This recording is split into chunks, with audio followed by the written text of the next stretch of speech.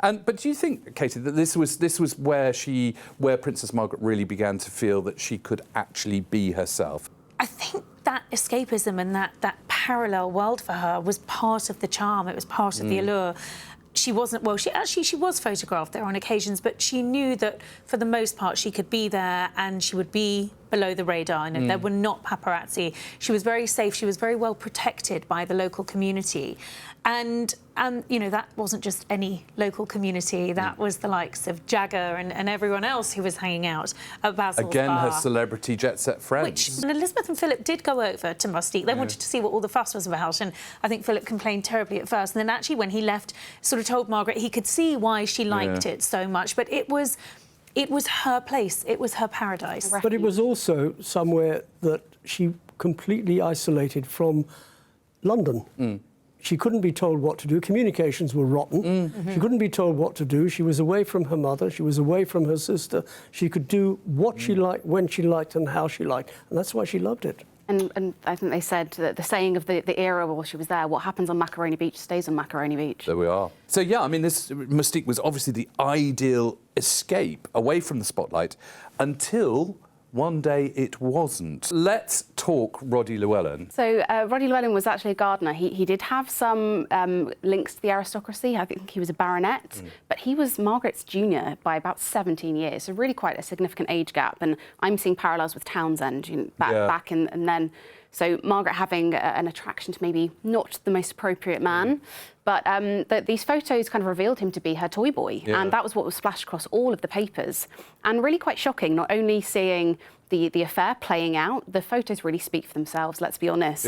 But to see her also in a private state, you know, swimming costumes, that's not something the public are very used to, and I think Margaret would have been mortified. Dickie, I mean, this is, you know, before this point, we've had a lot of rumour, very decorous kind of, you know, salacious little comments and stuff like that. But actually, this is full throttle exposure, isn't it? This is all over the front covers. It is full throttle exposure, but you've got to remember, Rody Llewellyn's father, Harry Llewellyn, was a leading show jumper on the circuit, very well known to the royal family. So he wasn't a complete stranger. No. But Margaret... But he wasn't suitable, though, was he? I mean, he was much younger. Well, who are we to judge whether he was suitable or not?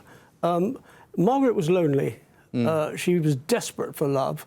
She was desperate to be loved. And here was this young man who could offer it. But the Queen wasn't very happy about this, was she? Well, no, of course, she's still married at the time. Yeah. So this is a big scandal. And, you know, and it's all being played out in the News of the World. I think it was the News of the World, wasn't it? Who captured this on their front page. And, you know, it was more embarrassment for the royal family that they didn't really Well, I suppose, need. I mean, in many ways, it's not even the fact that, you know, this is happening. It's the fact that the press feel independent from the palace enough to be able to publish that, you know, that actually previous generations, they would be, in the way that they did with the abdication, they'd be working with the palace and, you know, trying to find a way forward. Post-coronation, it was anything goes. Well, this is exactly it. And obviously, this is happening. You know, the News of the World is going, oh, no, we'll publish and be damned. You know, we're just sort of getting on. And, of course, that was a trend that continued, you know, right through the 80s and 90s. Well, it's sort of the beginning of this, you know, growing... tabloid culture. Absolutely, absolutely. So, but even after the scandal and all the stories, I mean, it's somewhere that she, you know, she still had a huge affection for Mustique, wasn't it? It's somewhere that she still kept going back to. And, you know, basically, it's something that she did right up until more or less the very end. She did it more or less to the very end. She had a terrible accident by taking a bath. She scalded herself. She'd had a couple of mini strokes. I remember sitting next to her at a couple of the Queen's lunches at Windsor Castle, and she was a very, very sorry case. She was in a wheelchair. She had these big, dark glasses. And to converse with her, and she was a great conversationalist because I first met her in '88. But by the 90s, she was a broken woman, and a conversation with her was so monosyllabic that just nothing came out. You're watching the Royal Beat Collection. We'll be back right after this short break. True Royalty TV is the only on-demand channel devoted to royalty. Discover the parallels between Prince Harry's mother and wife in Diana and Meghan, Royal History Repeating. Find out how the royal family has evolved in the last century and how it will continue to change in the future of the monarchy. Relive the Wales' love story and happy ever after in Kate's The Making of a Princess. You can get this and more only on True Royalty, the home of Royal TV.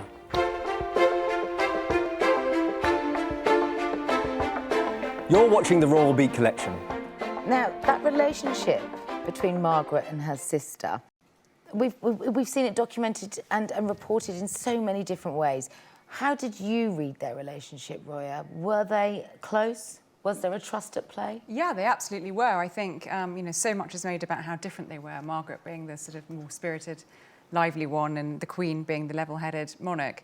But they were hugely close because they lived through extraordinary times. I mean, these were princesses not born to the roles that they ended up doing. And they had a unique understanding and a unique bond because of it. It went back to childhood when the Queen was always looking out for her sister. One of the reasons being that she thought precisely what was going to happen years later, that she would do something wrong.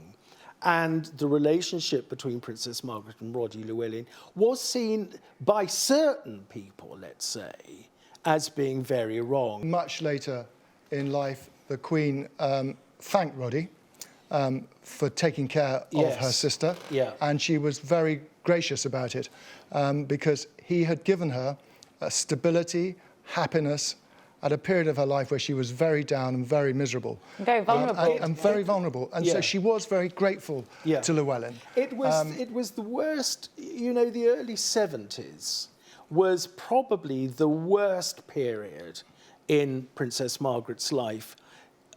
The marriage was over. The marriage to Tony was over. Tony had been a serial adulterer.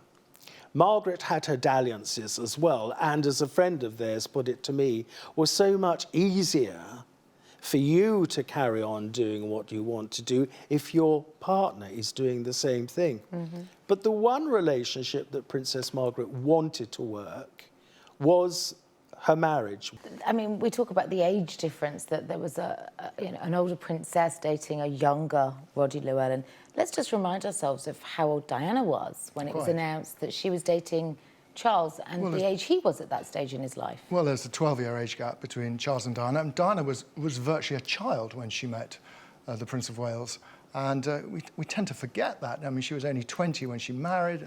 19 when they announced their engagement. And the children came very quickly. A young 20, wasn't she? And she was very immature. And funnily enough, there's another Kensington Palace connection here, because on that honeymoon, when they were up in Scotland at Balmoral, Charles had arranged one of his aides to get a book he wanted to give to Diana, and it was a book about Queen Adelaide. It was a biography of her, who was married to William IV, residence here, and Queen Adelaide and William IV had a very long and happy marriage, but there was a big age gap between them. Funnily enough, it was the same. It was 12 years, and he thought this might be something useful for her to read. But she didn't. But picking up also on the point that Richard made about Roddy and Princess Margaret, I mean, what Roddy did, he gave back to Princess Margaret everything that Tony had stripped her of, her dignity, her sense of worth. I mean, it got to the point in the marriage where the princess would actually write him notes saying, if you could say something kind to me and I will try and do everything for you. Notes, of course, were figures of the whole marriage. And I mean, he wrote monstrous notes to her. He was. Which he would leave for her to find under her pillow, in her bookmark. I mean, really in her glove drawer. So there was a great cruelty at play. It was an abusive marriage. People wouldn't have said that at the time, but it actually was an abusive marriage. So for her to find happiness with Roddy, was, as her sister, I'm sure the Queen was both, again, conflicted between duty and family. But I think this time around, time had moved on. It wasn't the 1950s. We talked about Peter Townsend earlier, and the Queen was determined that Margaret should have some fun in her life at this late stage. And, by the late 1970s, England was a very different place from the mid-50s.